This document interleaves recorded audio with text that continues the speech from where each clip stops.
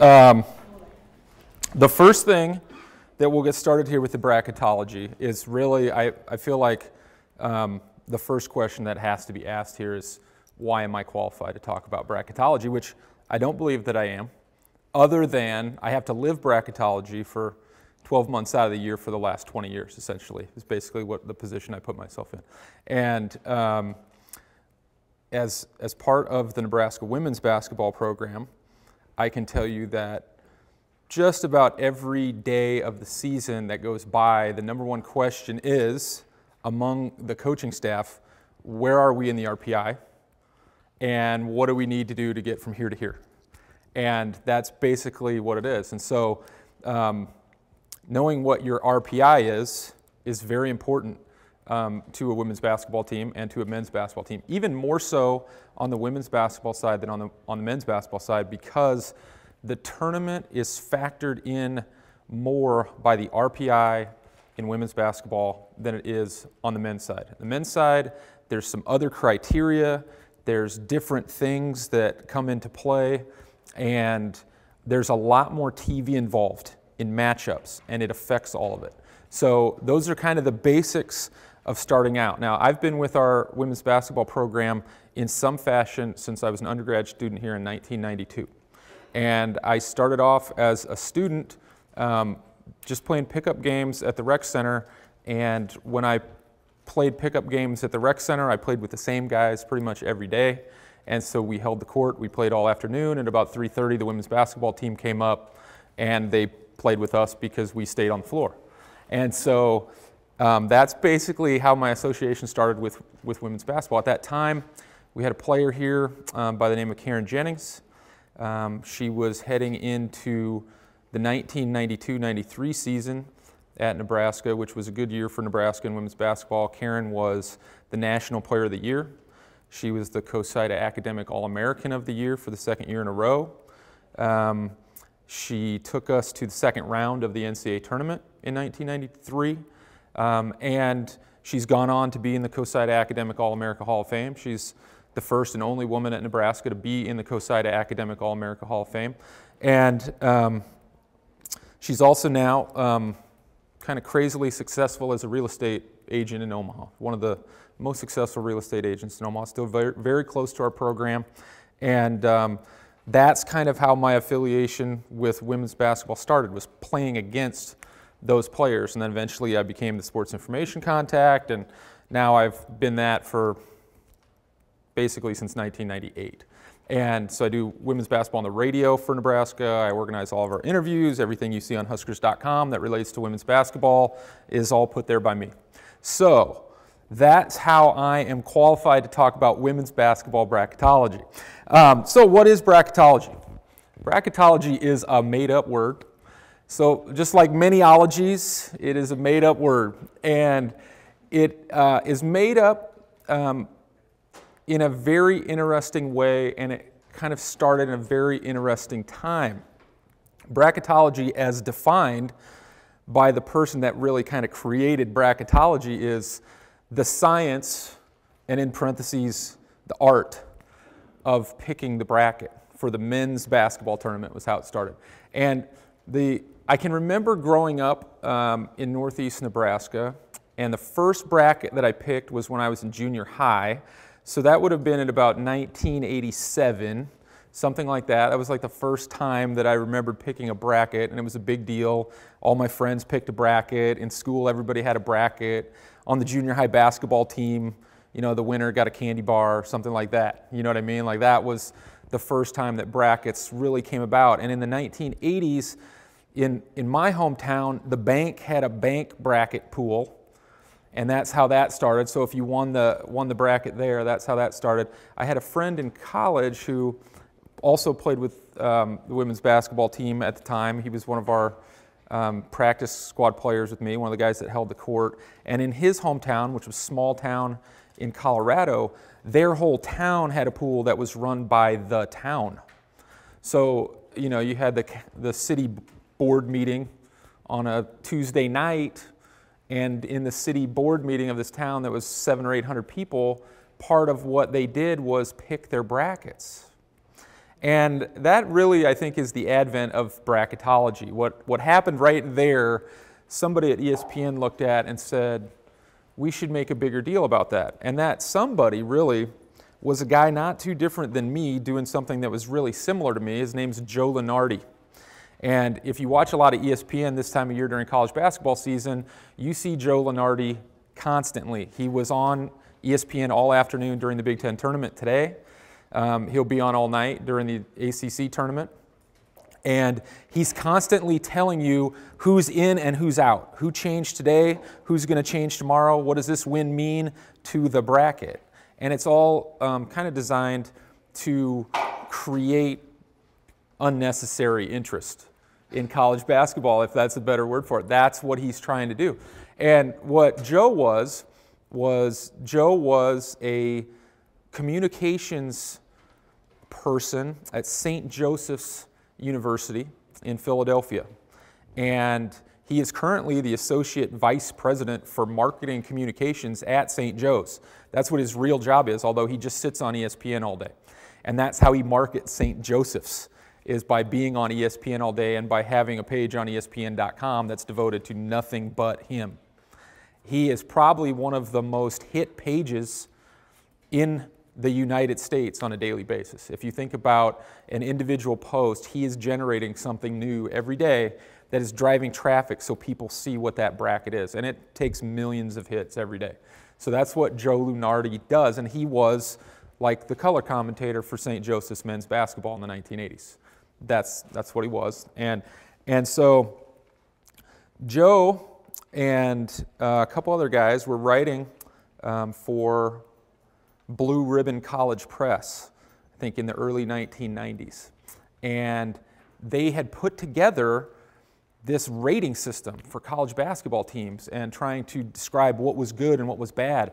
And the NCAA was looking for something to latch onto, because in the early, as late as the 1970s, the NCAA got no money from college basketball. They basically tried to give away the basketball tournament to some TV people. In 1973, Walter Byers, who was the executive director of the NCAA, approached ABC, CBS, and NBC. And he said, hey, if you put 10 of my games on Sunday afternoons in college basketball, I'll give you the NCAA tournament, and you can televise it for free. Okay, that was 1973. That happens to be the year I was born.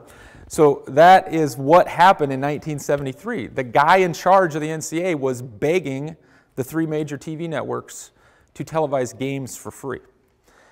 In 2011, just to give you an idea, there's a chart in the packet that you have that kind of illustrates the change in money in the history of the NCAA. And it is an essential chart to what bracketology is about. It's the middle graphic on page 1 of this handout. And as it says, from 1973 to 1981, the NCAA found a way to cash in, and that was $10 million. $10 million. In 2011, they signed a contract with CBS, TBS, and TNT for $10 billion. Okay? That is what bracketology is. Bracketology is the science of convincing you to watch a game on January 13th because it matters on March 13th. That's what bracketology is. It is a contrivance of marketing to get your conversation in this basketball game started. If you think about it in a big picture, which is sometimes much easier to understand, there used to be an AP college football champion, a UPI college football champion, then there was a USA Today college football champion, then there was a unified college champion in football, then there was a bowl championship series, and now there is a college football playoff. And the only thing they're there to do is to trick you into talking about college football from Saturday until next Saturday. What does this game mean is what bracketology is all about. And so it's really interesting, you know, from those standpoints, and you look at the way those things go. Now, So that's what it means for men's basketball. In men's basketball, it is conversation, and it is trying to make the fans of certain teams think they're in, keep them convinced, and then they lose their last games and they're out. So if you go to Bracketology on ESPN.com, which you're welcome to do that on your phone right now if you'd like to. If you go to Bracketology on ESPN.com, you'll see there's always a last four in, first four out. Then Joe decided to go next four out. And the NCAA tournament, with the increase in money from $545 million from their previous contract to $10.8 billion, they decided it was a good idea to add a couple games. That's what they basically gave to CPS. They went to 68 teams in the bracket, and that's what the first four is now on Tuesday of next week. That's the first four. That CBS basically played, you know, $600 million for those games is what it comes out to. So that's what those brackets are really for, and that's what you have. Now, on the women's side, it's actually much more academic and much more direct to the tournament. On the women's side, you can basically go 1 through 45 in the RPI, and those are the teams with a chance to get in the NCAA tournament. If you're not 1 through 45, you don't get in.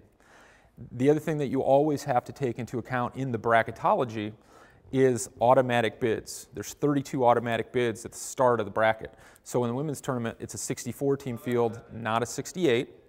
There's 32 automatic bids. Now, of course, many of the automatic bids would have been at-larges that are higher seeds. If you look at the top 4 seeds that are going to be in the NCAA tournament this year, it's going to be UConn, it's going to be Maryland out of the Big Ten, UConn out of the AC or the AAC, Maryland out of the Big Ten, Notre Dame out of the ACC, and then South Carolina out of the SEC.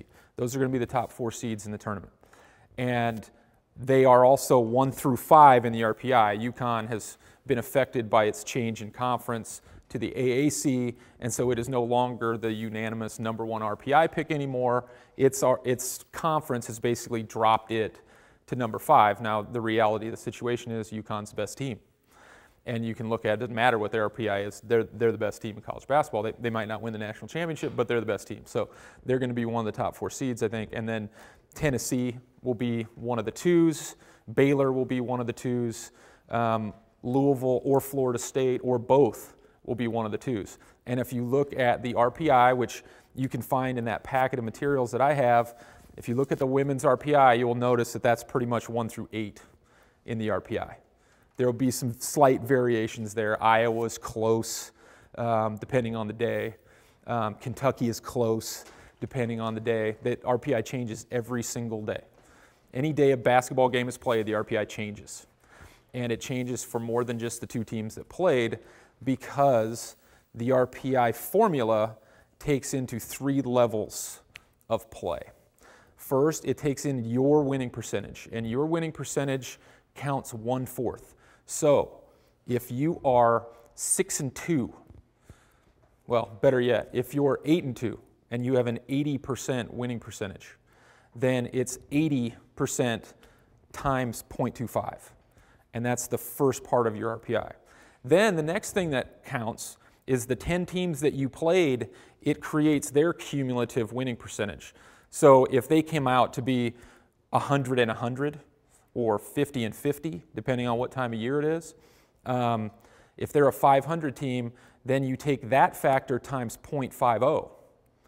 And then you add those 2 numbers together and you have 2/3 of the equation. And then the third part of the equation is your opponent's winning percentage, which is interesting because then you're factored back in. And you're actually factored in twice. So you have your factor, your win counts as a negative for your opponents at 2 levels, essentially what happens. So, and then that counts is a multiple of times 0.25. So that's what happens in the RPI. That's how it's created. And it causes a bunch of numbers that look something like 0.587787. That's what all the RPI numbers look the same. And you have to look, and they come out to thousands of points difference, and that's the way it figures out. What's really interesting on the women's side, the RPI is pretty good. the RPI is pretty effective. On the men's side, they have decided the RPI is not very effective, and so they've kind of created all these other things. There's BPI now, they use Ken Palm's ranking, they use the Pomeroy system, they consider the AP polls and the coaches polls. They factor in a whole bunch of different things, and I would maintain that it's more about the discussion and who's going to get it more right and things like that. Because what's interesting on the women's basketball side is in the RPI sets the tournament. And that tournament, along with your conference standings and what looks good, sets the bracket. And number 1 plays number 16 in the East, and number 1 plays number 16 in the West, and number 1 plays number 16 in the Midwest, and so on and so forth. 2 versus 15, 3 versus 14. They all work out. On the women's side, I would say historically speaking, and I will only take it for the last 15 years because it's 15 years that's pretty much been dominated by Tennessee and UConn, that somewhere between 85 and 95% of the games are won by the higher seeded team. That's a pretty good record for the RPI of telling you who's a better team. On the men's side, think about the NCAA tournament. How many 14s beat 3s? Happens all the time. Happens all the time. How many 11s beat 6 on the men's side? Happens all the time. In 2013, Nebraska as a number 6 seed beat 3rd seeded Texas A&M in College Station, Texas, to go to the Sweet 16. It was an enormous upset. It's a homestanding team. Texas A&M had won the national title in 2009, and Nebraska went down there and won, and it was the talk of the tournament. A 6 seed beating a 3. Okay, on the men's side, the 6 seed's supposed to beat the 3. It's basically the imperfection of the RPI and how it doesn't work. And they know it doesn't work, but they're just trying to set the field. So there's a couple different factors in bracketology. On the women's side, bracketology is almost as much about picking the winner. Like, if you want to pick the winner of the tournament, go ahead and go with UConn. Just go ahead and go with them. You can go with them. It's okay. It is okay to go with UConn. They have the National Player of the Year. They have the best shooter in college basketball. They have a real post player. They have 2 good guards. They can dribble. They have a great point guard. Like, they pass the eye test every single time. Now, Notre Dame's really close to as good, and Notre Dame almost always loses to UConn. Every once in a while during the regular season they get them, but they almost always lose to them. But they're close. Now, Stanford this year actually upset UConn early in the season, and then Stanford went on to lose 9 or 10 games. So it's caused some shakeup in college basketball into what somebody thinks is right or wrong. I would maintain that Stanford's really good. They just happen to find a way to lose 9 or 10 games this season. They won the Pac-12 at the end of the year, just like they should have, and they are kind of coming together at the right time. But they don't have the horses that they've had in the past few seasons. But they're still a really, really good basketball team. Notre Dame's a really good basketball team. Baylor is a really good basketball team that happened to lose a couple games late. They lost 2 games in the same week late in the season. They're really good. Maryland is really good. Like, you have to be really good to play against Maryland in women's basketball because there's no shots out on the floor. Yes, Joni. Is there also, can you factor in like history?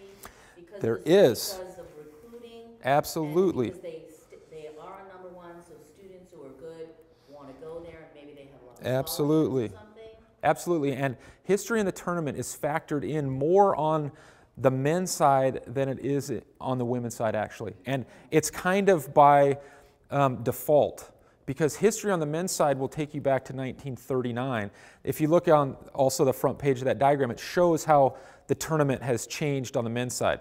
And on the numbers that I gave on that front page, if you look at the bottom of, on the women's part of it, it says UConn and Gino Auriemma have won 9 NCAA titles since 1995. Tennessee has won 5 NCAA titles, 1994 to 2008. Well, if you look at those 2 teams, they've come up with about 15 national titles in the last 25 years. They have the history. It's just right there. And then if you look a little deeper, Baylor's won a national title, Texas A&M's won a national title recently, so the Big 12 has a little history in there. Purdue on the Big Ten side has won a Big Ten title somewhat recently. It goes back to, I think, 1999. So those are the ideas of history on the women's side. Stanford has been to many, many Final Fours. Notre Dame has won a national title. They've been to many Final Fours recently. So when you look at all those teams that traditionally make runs tend to stay at the top. It's hard to crack into that group and stay there, but the ones, once you get there and stay there, it's pretty good, and that certainly counts. Those are the teams that get the higher seeds. On the men's side, there's a bigger pool there. Duke, obviously, is a team that the NCAA Tournament Committee tends to overseed. However, they usually find a way to get to the 8 or to the Final Four. So it's hard to say that they're overseeded because they find a way to get there. On the men's side, though, television ratings play a huge role in the bracket. On the women's side, it does not. They can't look at those games and say, hey, this is going to be a huge rating game. So every once in a while on the men's side, you'll see a game that doesn't belong in the second round. And the game that might not belong in the second round is Kentucky versus Louisville. Okay? Why is Kentucky versus Louisville in the second round? You would say to yourself, and the answer is, well, Louisville's not that good this year. But they hate Kentucky. And so it's really, and they've already played each other. And so Louisville's got a chance to make some adjustments and scare Kentucky, and wouldn't that be a huge upset?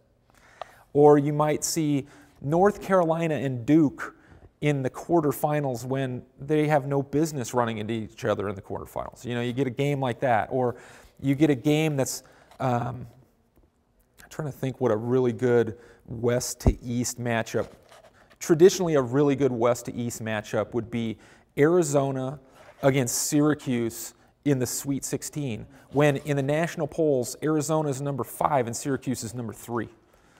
How in the world is number 3 playing number 5 in the Sweet 16? Well, it shouldn't happen.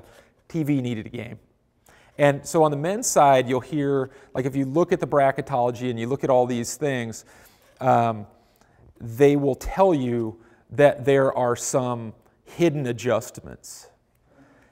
Anything that says hidden adjustment, post-determined adjustment, procedural adjustment. On the men's side, that means TV ratings. On the women's side, it means geography. And in the women's bracket, which is a factor that doesn't happen on the men's bracket, on the women's bracket, because there are home sites in the women's tournament, they have a procedural bump. And what that is can be up or down, can be 1 or 2 spots. So let's say you're Nebraska and you're sitting as an 8 seed right now in the NCAA women's basketball tournament. Like, if you look at us, we're an 8-9 seed. So we're going to play a team that's really similar to us in the first round of the NCAA tournament. Well, Louisville is a team that needs a host because Louisville cannot host the tournament this year.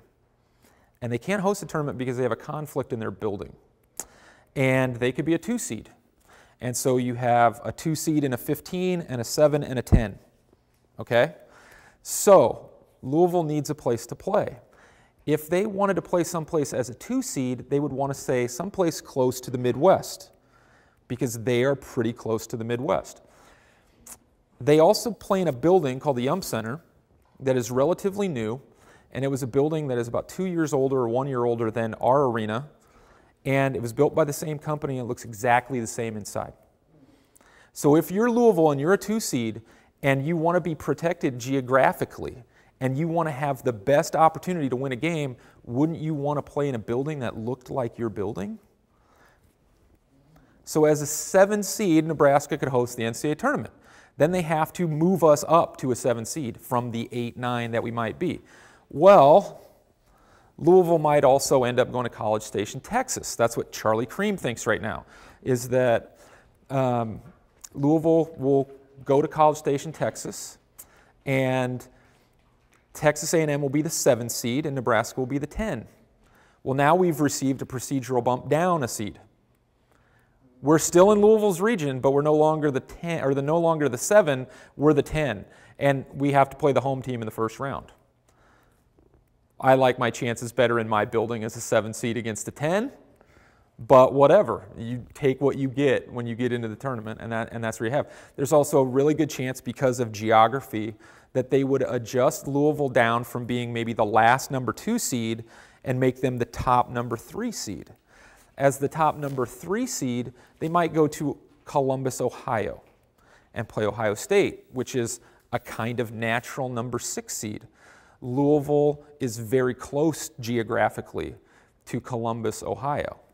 And so they would have a great round, Ohio State versus Louisville, in that situation.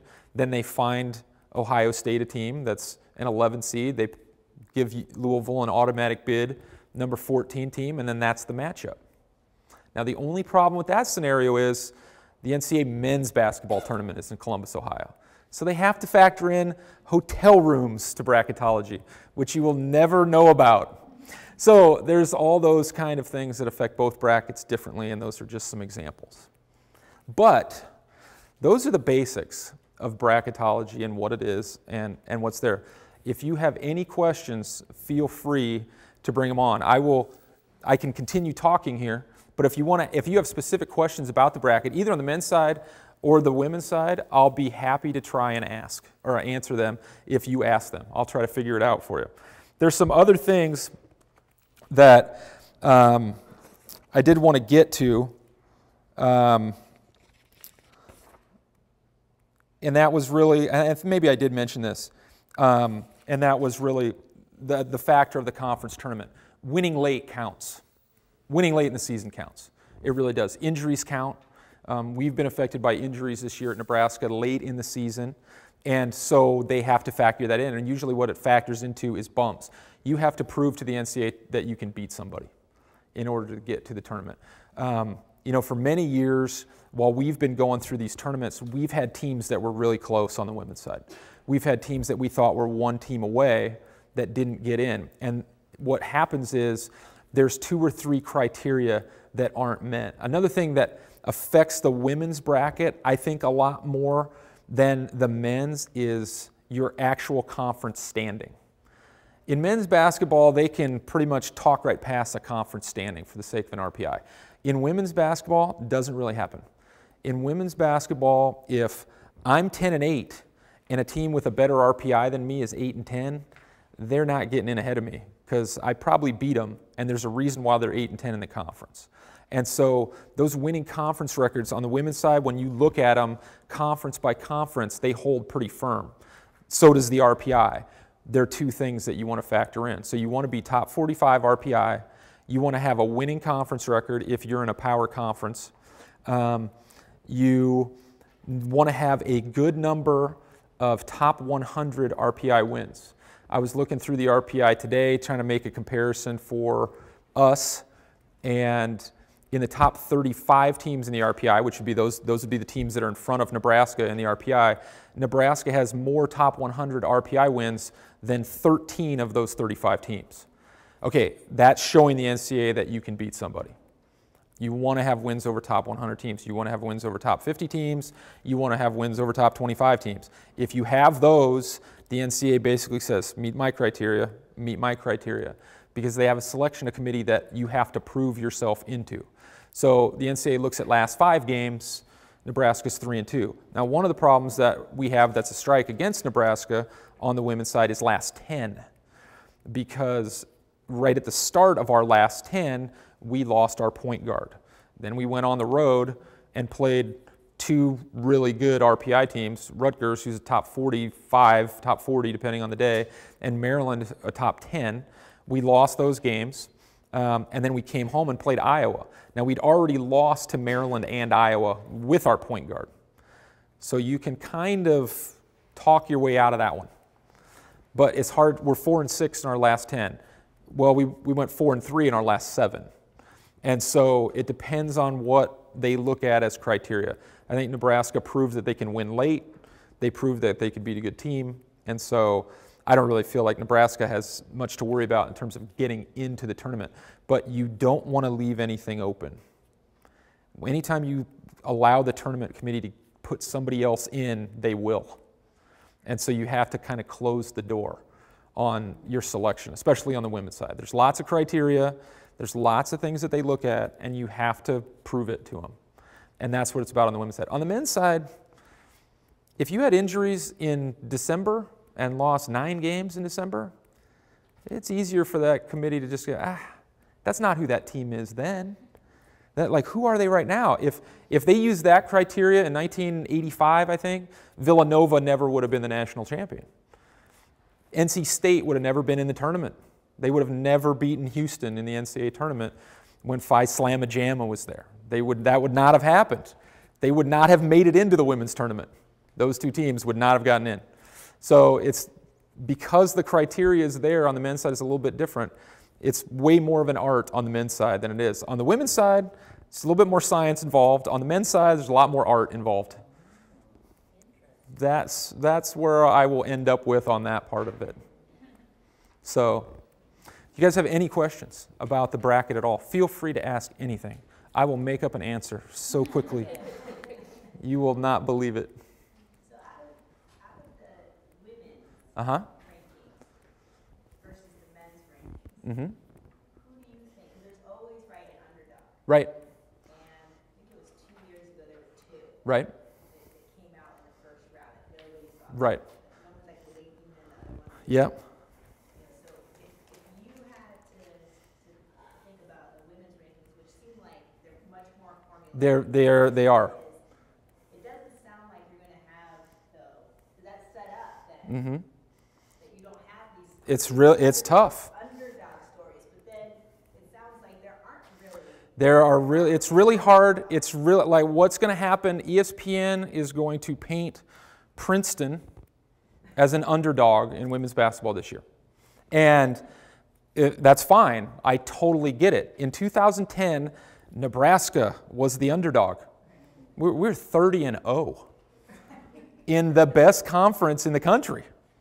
And we were the underdog going into the NCAA tournament. And they were right, because you have to figure out how to win tournament games in some ways. It's a different environment.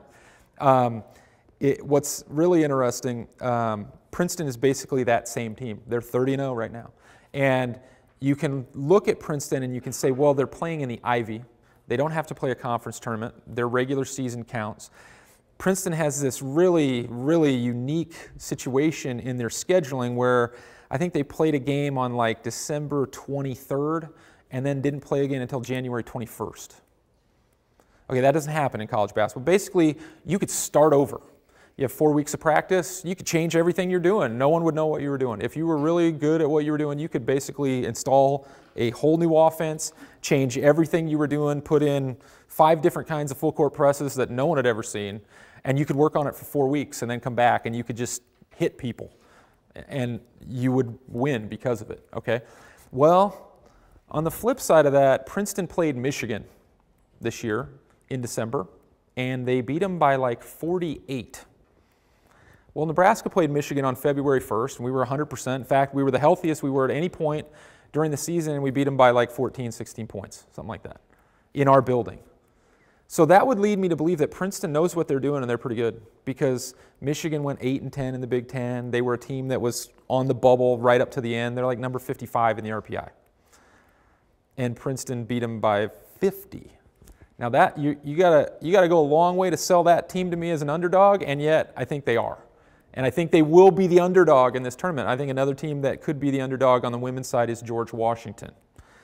A team that you're going to listen to and you're going to be like, who is this team? What's George Washington? I thought he was the president. Well, George Washington is like number 13 in the RPI too. They're like right next to Princeton. And they are 29-3 or something like that. And so they're a real team. They have some really good RPI wins. Another team that's pretty good that no one would know about on the women's side is Florida Gulf Coast. Now, they've been good for several years. They're like a top 25 RPI team. They run people over during their conference season. The only problem with Florida Gulf Coast as an NCAA tournament team is they don't beat anybody during the season. They like, if you look at their record, they have like maybe 3 or 4 wins over top 100 RPI teams. They don't have to run into them. So it'll be tough for me to look at them and say that's a Sweet 16 team. They can win a game because they'll get a good seed, and I think they'll be all right, and then they get a chance at the upset. If they get the upset, well, now they're Dunk City, right? And then they become their men's team.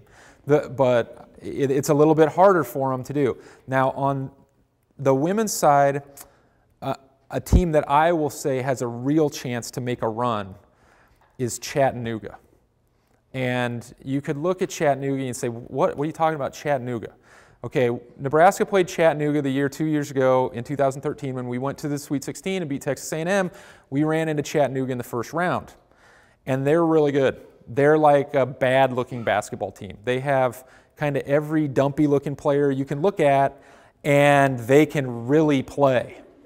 Like they have a bad-bodied giant post player that has a hard time around the floor. They have a really quick point guard that you can't tell which way she's looking. Okay? They have a slow point guard that makes a slow shooting guard that makes every single shot. So they have these players that when you're a coach and you go out to recruit them, you'd be like, yeah, I really like what this player can do, but they're really limited in this other area. So they have 5 players like that on the floor. Well, their coach in 2013 was Wes Moore, who's now the coach at NC State, and he figured out how to put them all together, and when we played them, they had won like 27 straight games. Okay, and they were beating us throughout the game. We made a couple of adjustments to take advantage of their weaknesses, and we kind of ran away from them and put them away. Well, Wes Moore went to NC State, and Jim Foster, who was the coach at Ohio State, went to Chattanooga. And this year, in, I don't know, the 3rd or 4th week of the season, something like that, early December, they handed it to Tennessee. They just said, here you go, Tennessee, we're going to beat you. And they did. And now they're like 29-3 or whatever they are, and they have a win over Tennessee. And they're like number 19 in the RPI. Well, Chattanooga is going to get adjusted down in the RPI. They're not going to be a 5 seed, they're going to be a 7. And out of that 7 spot, or if they slid up to a 6 because they beat Tennessee, they can scare somebody. They could be a Sweet 16 team. And they've beaten Tennessee. And so everybody that's watching them play will be like, oh, Chattanooga beat Tennessee, and Tennessee's always supposed to be in the Final Four. So that would be an underdog that I would watch there on the women's side. So, I mean, there's 4 of them, 4 Cinderellas. And on Monday night during the selection show at 6 o'clock, ESPN will put those shoes on those teams. That will be teams that they talk about and say, what about this team? Boom, and let's sell this, and here's an upset coming. You know, like that's what they'll try to do. So, you know, last year in some ways, BYU was an underdog.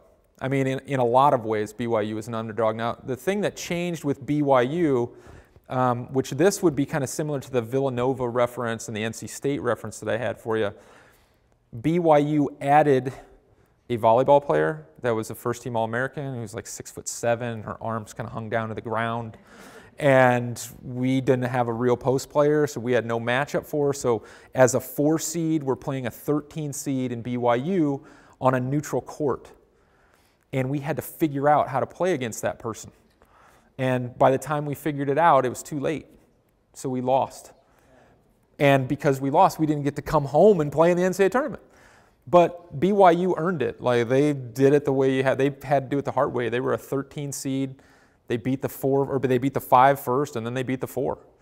And so, in fact, they beat NC State.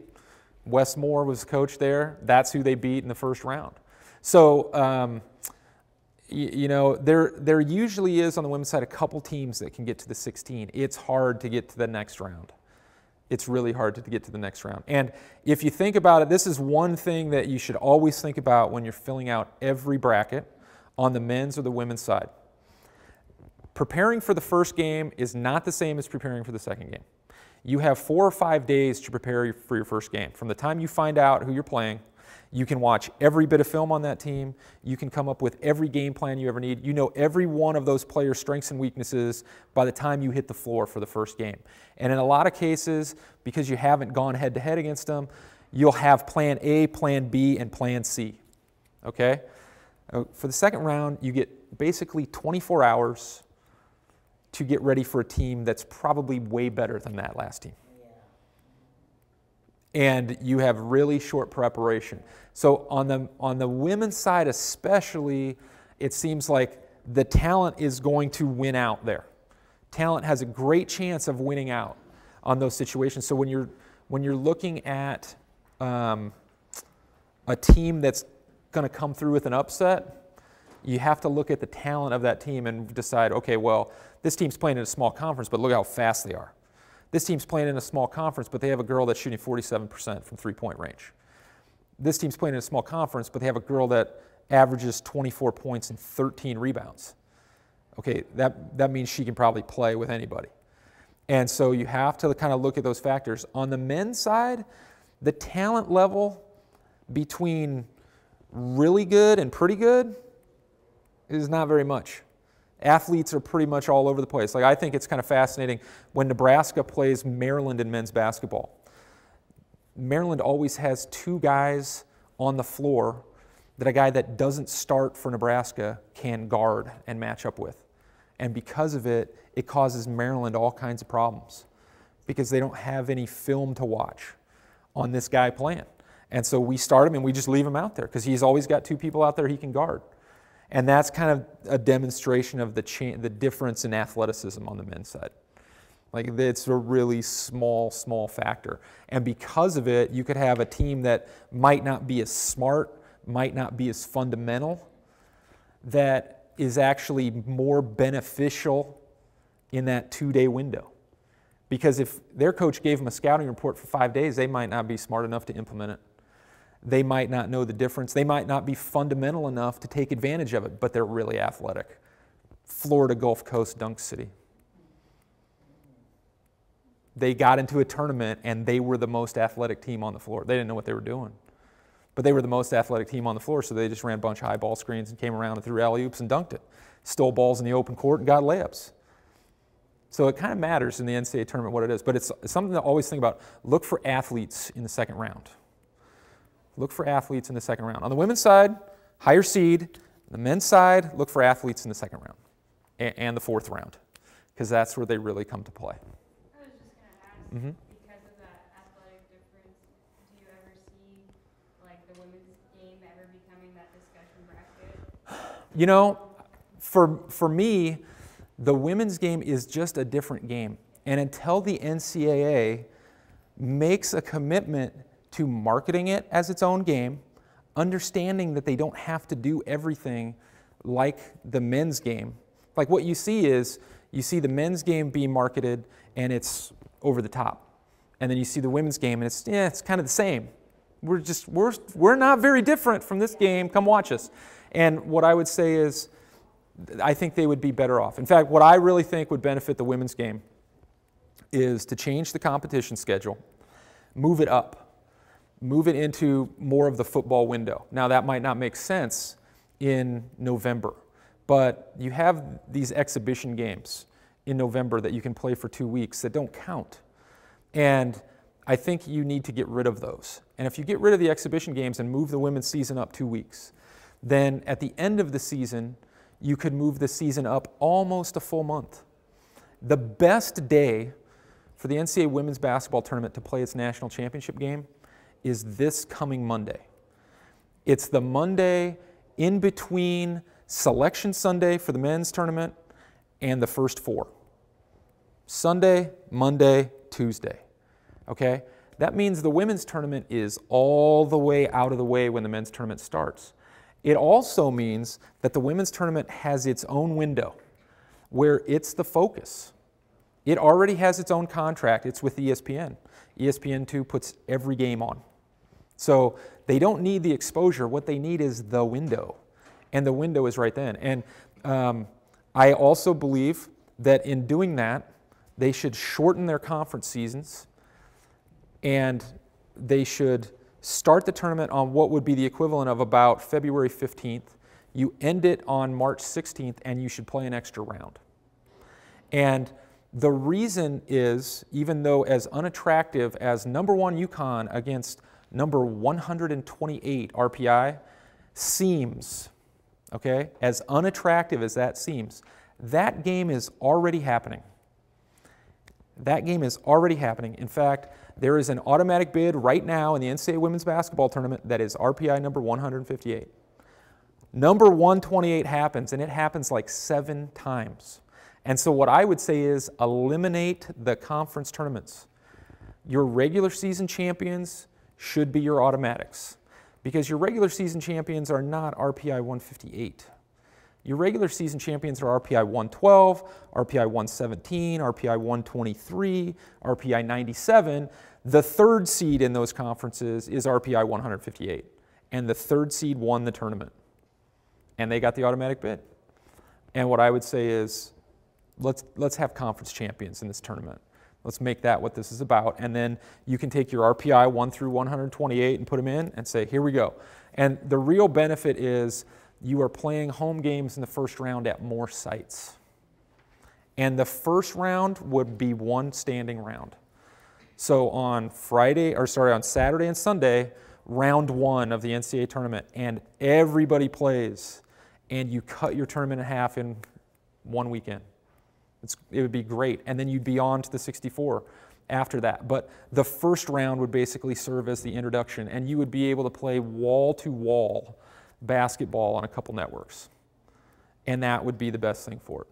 And I actually think that the men's side of it would look at that and say, well, that's a good idea. We get more windows on all these other TV networks now. And I think they would like it. I think, advertisers would like it, and I think the selling on the women's side would actually be better. And I think because of NCAA home games and more home sites, it would increase the game around the country. So that's really, that's what I think that's how you get that discussion to where it needs to go. It's a great question. See, I told you I'll just go forever on an answer. What do you guys have? Nothing? Nothing? Just taking it in? Do you think there's a reason, or just curious if there might be a reason why in men's basketball typically upsets happen with the 12 and the 5 seed? Yeah, it's because it's the mystery bump game in the first round. And I think in some ways there's a history of that, and they want to make sure that the history and the mystique of that game still happens. So they this is kind of what I was talking about on the bump side, they'll put a 7-10 game and make it a 5-12. They really do. I mean, that's what they do. And so the 5-12 is going to happen. And on the men's side too, especially historically, I think this was really true.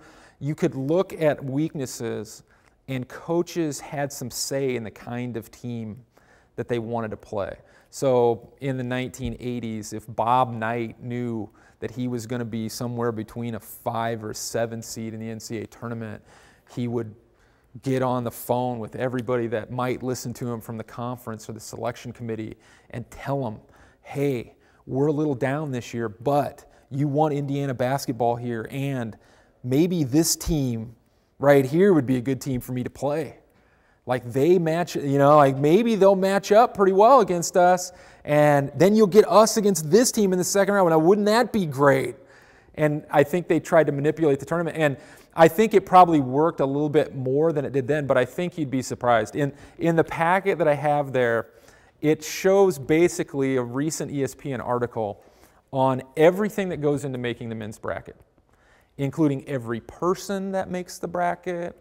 It has all the procedural. It is the most detailed account of what goes into making a 68-team bracket that I thought, I didn't think I would find that, and it was just recent on the NCAA website. And it was basically all about it. That's about as transparent as you could get, I would say. If you go to ncaa.com, you can find that without much effort. And it pictures everybody that's on the committee. It goes 1, 2, 3, 4, 5, 6, 7, 8, 9, 10 on what's important. It's really kind of an interesting read. What about famous people? Famous people? Like the president goes, picks his, makes his picks. Does he have I don't know that there's any influence there. I don't know that there's any influence there. That's more of the interest level. Okay. That's more of the college football playoff effect. Yeah. It tells you the power of the bracket. That is. That's right. Right. Yes. Yeah, and pick. Yes. Right, that's right. And that also gets to what you said, because he did the same on the women's side. Right. he picks both bracket equally, and then this is what they do. Yeah, it's a lot of marketing. It's a lot of marketing. So there's some pretty interesting things there. There's a lot of worry and concern on head coaches' minds around the country. Those head coaches are sitting between RPI 40 and RPI 55, and they don't know what to do. And if you've ever been on that fence, you will talk to anybody that has all of the ability to listen. Or if they don't, you will write them every letter that you can. And what you want is you want somebody on the committee in there fighting for you. In 2012, the Kansas women made the NCAA tournament. They were not anywhere on anybody's radar. They should not have been in the NCAA tournament. They met no criteria to get there. They were not a top 45 RPI team. They did not have a winning conference record. They had no real recent history in the tournament. And they went to Little Rock, Arkansas and played Nebraska in the first round because that was a Big 10, Big 12 matchup for the first time. And a very influential person on the selection committee happened to be from the Big 12 conference and kind of made sure that they got him in. And, you know, Kansas carries a lot of weight in basketball around the country. So if you're ever going to do a conference school a favor who may be listening to offers from other conferences about joining their conferences as Kansas men's basketball, if you want to keep that team in your conference, you will get your team into the NCAA tournament. And that is what happened. And then they ran into us, and we all had broken feet. And so they beat us in the first round, and then they beat Delaware with this player, Elena Deladon, and they beat them, and they went to the Sweet 16. And then the next year, because they went to the Sweet 16 the previous year, even though they again met no criteria, they made it to the NCAA tournament again. And they again made it to the Sweet 16. Those would be upsets, right? And then, so that was 2012 and 2013. Last year, they weren't good enough to have anybody fight for them to get them into the NCAA tournament. And this year, their head coach got fired under the guise of never having a winning conference record, although she did make it to 2 NCAA Sweet 16s. That doesn't seem right. One of those things doesn't work, but they actually both do. There's also a big problem with the contract rollover and some automatic stuff that comes in and a huge buyout. There's some other things that go. There's some other things. Yeah, it is really a kind of an interesting thing, but that's what has happened at Kansas. There's politics involved. If there's marketing involved, and there's TV involved, and there's money involved, there's certainly politics involved. So thank you for bringing up President Obama. Yes. How are we? Are we done? We're close to done. We got a couple more minutes. No? Well, thank you. Okay, you bet. Glad to help. Thank you.